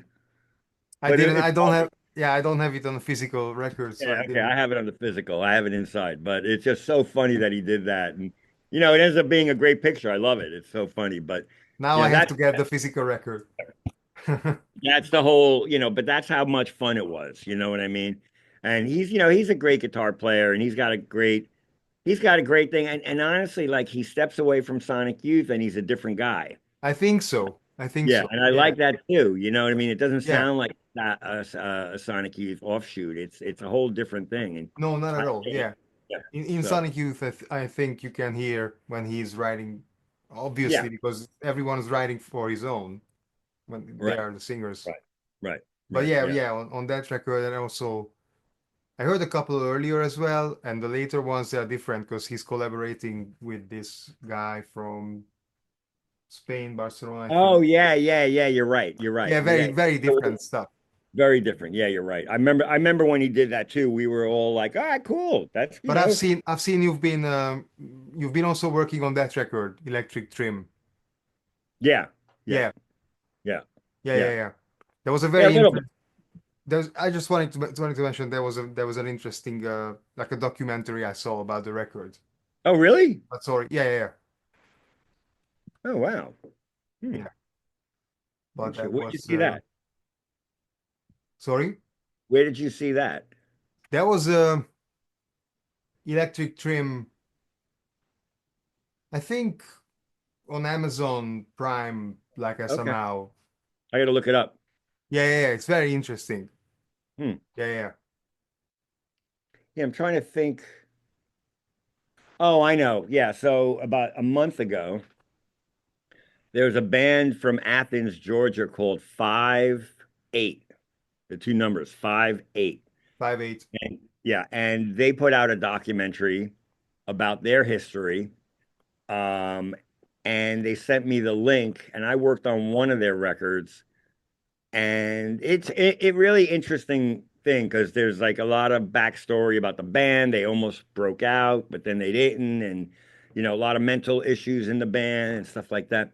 Hmm. But there is like they do have film of me mixing one of their records, And actually, it was hilarious because I didn't realize I was that funny in the control room. You know what I mean? Like I was saying really funny stuff and they were laughing their asses off. And I was like, oh my God, I can't believe, you know. So anyway, but I know, so I was in that documentary and that was pretty cool for sure. 5'8". Yeah. Yeah. The name of the movie is called Weirdo because the Weirdo. main guy, yeah, the main guy's a weirdo, the singer. Okay. Yeah. Gonna So have anyway, to but gonna have to watch that. it's no, but like even if you don't know them, it is kind of entertaining. It's entertaining. It's like it's good to watch, you know, and it's like an hour and 20 minutes, so it's not like super long. So Okay. yeah, Sure. No, I love musical documentaries, especially because yeah, you can see so much what's happening, what yeah, what is not necessarily something that you can hear. yeah, yeah. I know for sure. What was the most surprise? Sorry. No, I was gonna say I don't tend to watch that many of them, but the ones I've watched I really like. And you know, I was very young a Go-Go's fan, and I thought their documentary was really good because they started as a punk band, which I didn't realize, and then they became a pop band. But their documentary is very good, so that's worth watching for sure. Okay. Yep. I didn't know. I just discovered you did um, the Thurston Moore solo record as well. Yeah. Yeah. Trees Outside the Academy, which Yeah. is And that was a great one too. And we recorded a lot of that at Jay from Dino's house wow. at Dino Studio. So we spent a lot of time together at Jay's house. I And know there's a few guitar solos from him on the songs. yeah, Uh, he's right there. yeah, yeah, yeah, He's like downstairs. So yeah. come on up, Jay. Wow. Yeah. No, it's very funny. Working at Jay's house is a very big, it's a trip because he's got like 1,000 guitar pedals. He's got hundreds of guitars, Yeah, and he's that's a very funny guy. cool. He's always walking around the house playing guitar. He's like the if you wonder like why is Jay Mascis such a great guitar player, you answer yourself because he's always playing. Hmm. If he's sitting in the kitchen watching TV, he's got a guitar and he's playing, you He know? said that once in an interview. Like he's probably writing songs often. He just Yeah. leaves the TV on. So when he doesn't have to think about it, then he just Yeah, no, it's crazy. It's crazy with him. Um, so anyway, yeah, so he's interesting like that. And once again, his wife is wonderful and his son is great. So it's fun to be in that house, you know what I mean, with all of them just doing their thing, you know, and the studio's all the way in the top floor. So it's total private, you know what I mean? And then I stay in one of the spare bedrooms. You know, if I don't want to see them, not that I don't, but if I didn't have to see them at all. You know what I mean? I could be up there working and then go to my room. But okay. they're really fun. And the town Amherst is a small town, but really cool. And you know, I like it. You know, it's really neat. You know, working in his house. Hmm. He has like his studio in the house, or Top floor, the whole top floor. hmm. Drum room, vocal room, drums and guitar you could do, and Wow, then big control room area and all the guitars, wow, like all the equipment. It's the craziest thing. wow, Yeah. amazing. Oh, that's a trip. Hmm. Yeah. And how was Thurston liked, I forget how it happened, but Thurston liked a record I worked on with Jay. Oh, a side project called Witch, a band called Witch hmm. that Jay played drums on. And Thurston really liked the way it sounded. And then Jay said to him, well, if you like the way the Witch record sounds, why don't you use John for a record and see what you think? And that's when he called me about Trees in the Academy. You know what I mean? Yeah, I think it was after that that we did started working on Sonic Youth records. it's I think I heard it when it came out, and it was just really. Yeah, really It's really, cool. yeah, yeah, very personal to me. Yep. Yeah, Yep. also very different side of Thurston, as in 100%. than when he's in the band. Yeah. 100%. Yeah, Yeah. um, and yeah, we talked about. Oh, there's a what? Waxahachie record, which I really like. Out in the Storm. Out in the Storm. Yeah. Beautiful record. Very, very She, clean sounding record. but see, she's an interesting case because that record was a little more energy wise and rock. And that record did very good for her. And then she turned around and went more towards like the country thing. Mm-hmm. You know what I mean? Like more yodeling and stuff like that. And you know, she actually got really, I mean, she's huge now. She's playing here in a really big festival thing. And um, so it did well, but it was interesting because when I go back and listen to that record, it really almost sounds like a different artist than what she is now. Hmm. You know, so it's really fun. It was, and it was interesting working on the record with her because I kind of pushed them to do stuff they weren't used to doing, like playing all live together and her singing live and her doing this and doing that. And it worked out well, you know, I think on the record. And she had a really good band at the time who I guess that dissolved after a while. But yeah, but I did like her voice and I think she was going through a breakup with her boyfriend, so she was emotionally like having a little bit rough time with some of the songs. And then, yeah, I remember at one point I had to take her outside and walk around the block with her and talk to her a little bit. And then she kind of was okay. And then she came back in and sang great. But, Okay. you know, it was, you know, she's interesting. So I haven't really seen her since then, but I do like that record. Every now and then it'll come up on a playlist and I'm like, yeah, we did good on that one, you know. And I think Yeah, the that's record was more rock, but also more sonic and then kind of more fun. It's fun. It seems like it's yeah, very, very, very yeah, dynamic or yeah, energetic to me. yeah. And I Yeah, do yeah, like that. yeah, yeah, yeah, very, very upbeat. Or and then there's a Kurt Weill record you worked on. Two, sorry. Yeah, There are Kurt Weill records. I mean, yeah. So yeah, it's also a little um, bit in the similar direction. yeah, yeah. I mean, Waking on a Pretty Days was a little more organized. Um, yeah. The Halo record was good. That was the first one I worked with. And that was fun because once again we did really good on that on the first one. And then for Waking on a Pretty Days, which was the second one I worked on with him, we actually it was more of a thing where we, you know, we recorded in Woodstock at that old cool church called Dreamland. And then he wanted to do like a week in LA. So we all flew to LA and did a week in Bright Eyes studio, a really cool studio. And then we did overdubs somewhere else. And then we went back to Manhattan to mix. And then oh, I know, his wife was pregnant during the mix. So he just left me to drive back to Philly because she was going to get ready to have the baby. And I said to him, let's just stop for now and get together when we come back. And he's like, no, keep mixing, and we'll listen and we'll fix anything we have to. And basically, we got to the point where months later, you know, she'd had the baby and he could come back up. But we worked on this stuff so much. And at one point, I said to him, go back and listen to the original mixes I have because now this isn't sounding as good. And I think every time we do changes, it gets worse and worse and worse.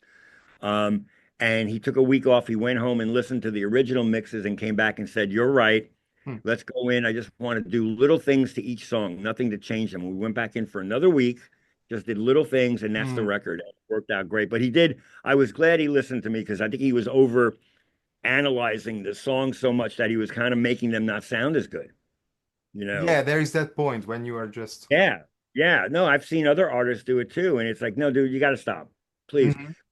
You got to like just go back and listen to where we were. It sounded really good and very close. You can make little changes, but if And then you it's like. change the whole thing, it's not as cool now. Hmm. So, yeah. Anyway, but yeah, he was great. I still get random messages from him on my phone, and he'll like leave me a video of him singing an outfield song or just, you know, he's a great, he's like I really did enjoy working with him, and I'm glad he's doing very well. Let's put it that way. But now the first record we worked on, which was interesting. It was him and the guy from the War on Drugs. Adam was in the band. And then Adam split from Kurt's band to focus on the War on Drugs. And that was amazing. I mean, they are so popular. It's crazy. And we love them. One of my wife's favorite bands. The That War on and Drugs. oh, she loves them. She I like them a lot too. As and I can tell you the thing I really appreciate about them, which people maybe don't think about, is they're so fucking good that their two live records are amazing. Like the live records are great, and there's no studio production. It's just them live, and okay. man, they kick ass. They're so good, and Hmm.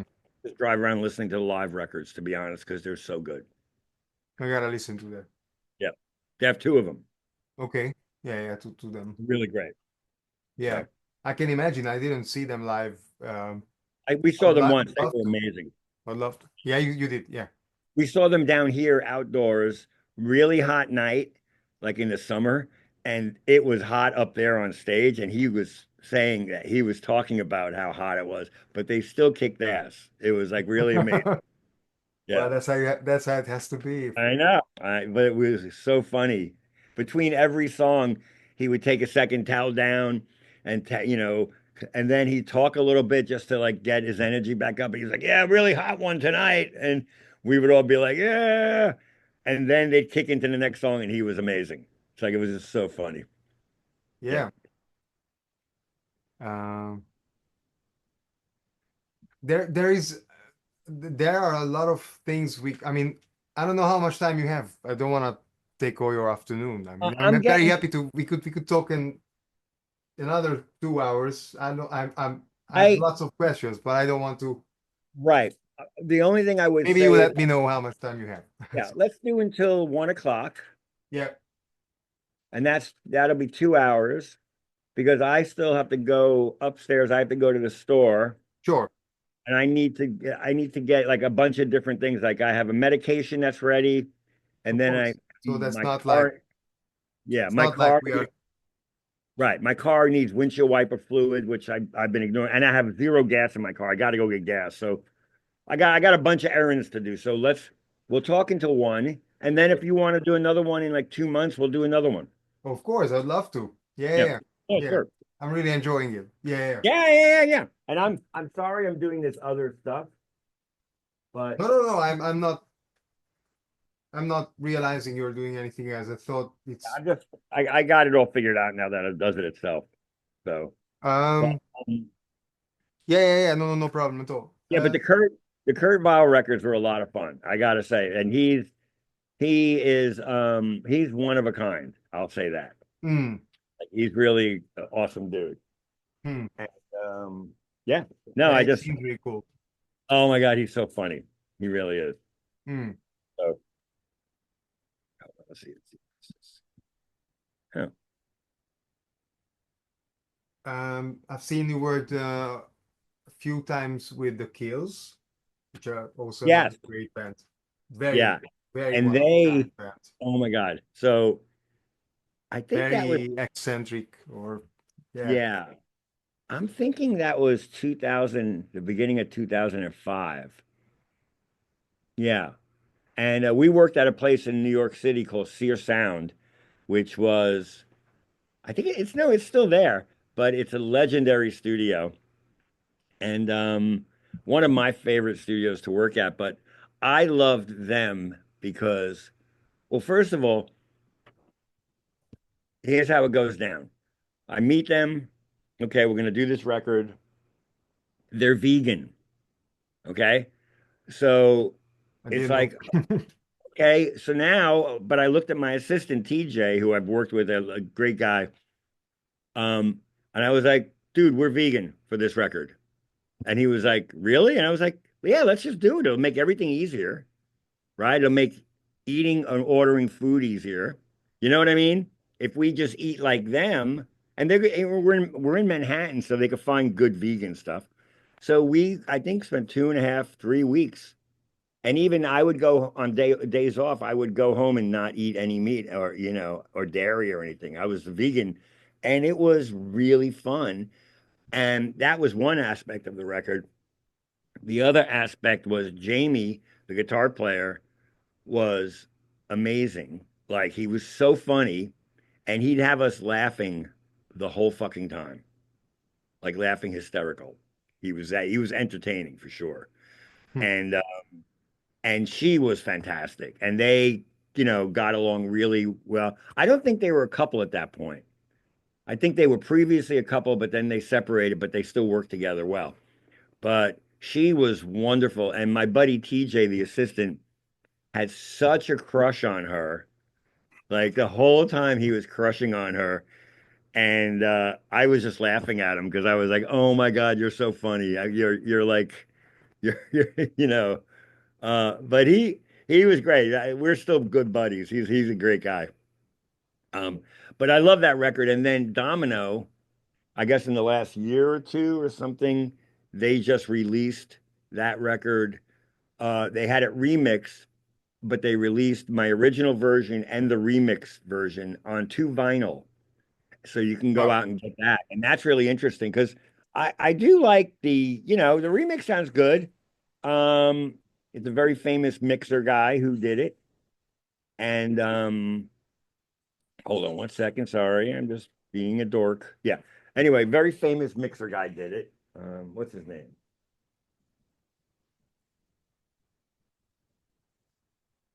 Sorry, I'm multitasking poorly. Wait, the Kills. There is the No Wow Yeah, no wow. But and Masters. Yeah, the 2005 one is No Wow. yeah, Um, that's no wow. That's the record we worked on. But and who's the that's the guy one that with Sear Sound. Yeah, I can see that. the guy who remixed it is I forget his name. He's a very famous mixer though.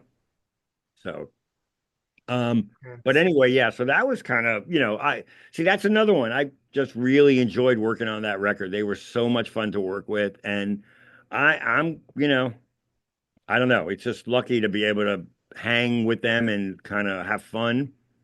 Because they were really fun too, So Yeah, I can yeah, imagine. I mean, I've just yeah. yeah. But also they were interesting because it was a different style of music. You know what I mean? It wasn't like a live band all playing together, which I always like. You know what I mean? It was a different kind of way of making the record. With the Was it drum a loop. live band or it, No, no, no, it no, was all overdubs. Yeah. yeah, Uh, yeah. So it was really very. different. It was It very sounds. different. Their whole music. I'm not particular about that record. Their music generally sounds very, yeah, just cut. Yeah, I mean, in the best way. It's yeah, sleek, edited. I don't yeah, know, yeah, yeah. very And, well and thought out. And yeah, and he gets that crazy guitar sound, which is so cool. You know what I mean? Like he gets this really thick guitar sound. yeah, So, it's just, yeah, it's an assault, but it's just two people. You know what I mean? It's a yes, sonic assault, but it's like just them. It's like the craziest thing. So, yeah, yeah. I also, when I saw it's only two people, I was couldn't yeah, believe it. blown away. Yeah. She's wonderful though. Oh my God. And she's played with Jack White. She's played with a bunch of different people. Like she's got a great She voice. played on Mark Lanigan's. I wasn't there, unfortunately. I just after the first interview, or I think after I did my bit of research again about him, and there was in the Roundhouse in Camden. There Oh, was, really? yeah, there was it would have been his 60th birthday, Oh, I see. Yeah, and right. she was there amongst many Yeah. other. Dave Gahan was there. I don't know Yeah. who else. I remember that. I do remember that. I thought for a little bit, I thought I should go, but then I was like, it's too much. It's too much to go there for that. Oh, Yeah. from yeah, you would have flew over. Yeah. Yeah. But it Yeah. was like too much for me to do. Yeah. No, I thought about that. Yeah.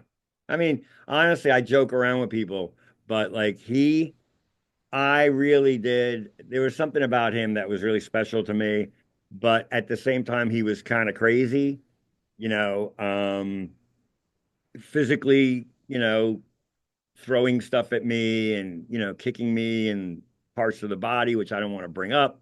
But there was a wildness to him that was crazy. But at the same time, he was a wonderful guy, and a sweet guy and just, yeah, he was a troubled man, but so talented. I'll never forget him. Oh yeah. Never. Um, you mean Mark? Yeah. Yeah. I mean, On he, that note, would I remember you showed me? Yeah. that's him. And there's a video on there's a Reels video when you're working on some stuff, and both him and Jay Mascis they're Yeah. headbanging. That's funny. Yeah, yeah, yeah. That's Yeah. pretty cool. Yeah. On that note, would it ever happen that you are thinking that you would let me know, and I'll do what I can accommodate you and stuff like that. What do you mean? Like to go do a more? If you would ever have that thought again that you fly over just for like a gig or Oh, something, oh, oh, I'm oh. very Wait, happy to accommodate you and where are you? help you with anything. Where are you? I'm in Bermondsey, in London. Where? In London. Oh, you're in London? I live in London, in yeah, very central, Oh, interesting. Okay. yeah, off London Bridge. Oh, really? Yeah, Huh. Yeah, we were there last June I remember. from Yeah, that would have been the original occasion on. yeah. Yeah, we Yeah. we couldn't make it. I know. Well, I was not even that. I had my family, I had my daughter, my I know. I wife. know. I know. And then It something was happened. like nuts. Yeah, it Yeah, was fucking nuts. yeah, yeah. But but um but no, I like London. It was fun being there for a couple of days for the 3 days. Oh, I remember also my daughter was sick one of the days. So like we didn't want to be around other people in case we would get them sick. So Yeah, we yeah, you kind mentioned. Of course, that's a of, different yeah. story. But yeah, no, I mean yeah, I thought about it and then I was like, that's crazy. It's too much to fly all the way there, all the way back. And the other difference is now living in Raleigh, North Carolina, it's not like living in New York where you could just get on the plane and go direct. Now, For sure. Raleigh, you have to fly to somewhere else to get the plane that goes over there. You know Oh what I yeah, of mean? course. I did. So it Yeah, adds a little more of a pain in the ass. So anyway, but there's a but yeah, connection. no, I mean, the next time if I'm out there for sure, especially if it's like work or whatever out for a week, I'll let you know for sure. Oh yeah, Yeah. please do. But even if it's just like a few days and you would just, I'm more than happy to, yeah, to accommodate you anything. Have lunch or something like that. Oh yeah, Yeah. or even, of course, of course. Cool. Cool. All right. All right. So maybe let's take a break Let's call it. Yeah. Okay. and then you can think about more stuff. And honestly, just Well, I'll maybe keep listening because, yeah, keep listening, but also make notes. And then in maybe a month we get together again for an hour or two. of course, yeah. In a month. Yeah. Okay. And did you like the first one I we loved did? it. I loved it. I, Then I just, I just can't look at myself and listen back. It's see, fine. now you know how I feel. No, no, Okay. no, but it's my first That's how I interview. My feel. first, my first interview. So I And had no then idea what I'm doing. I'm just, no, you're fine. You're fine. Yeah, I mean, we're just talking. It's not like, it's not like a big deal. But yeah, yeah. That's but what did it's you about. did people reach out to you and say they liked it? Was it positive response? There was more or less, yeah, from everyone I sent them, I shared it with them. They all liked it. Right. Yeah, I they shared it they too. they love your stuff, what you're doing, obviously. Yay. And yeah, yeah, they said, oh, how amazing. How did you? I just told them the story. Yeah, I was a follower of yours in Instagram, Oh, right, and right, right, we met right, and right. Cool. virtually, and that's how it All happened. right. Yeah, yeah. So all Well positive. then, Yeah, so let me go do all my personal bullshit, and I will, we'll be in touch. But you can work on this one, and then we'll do one more, and then that'll be great. yeah. Sounds All right. great. Thank you, John. Great seeing you, my man. Good to see you Have too. a good one, Great to see you. and just reach out whenever you can. Of course. Yeah. All right. Let's do it. Later. Bye. See ya. Thank you.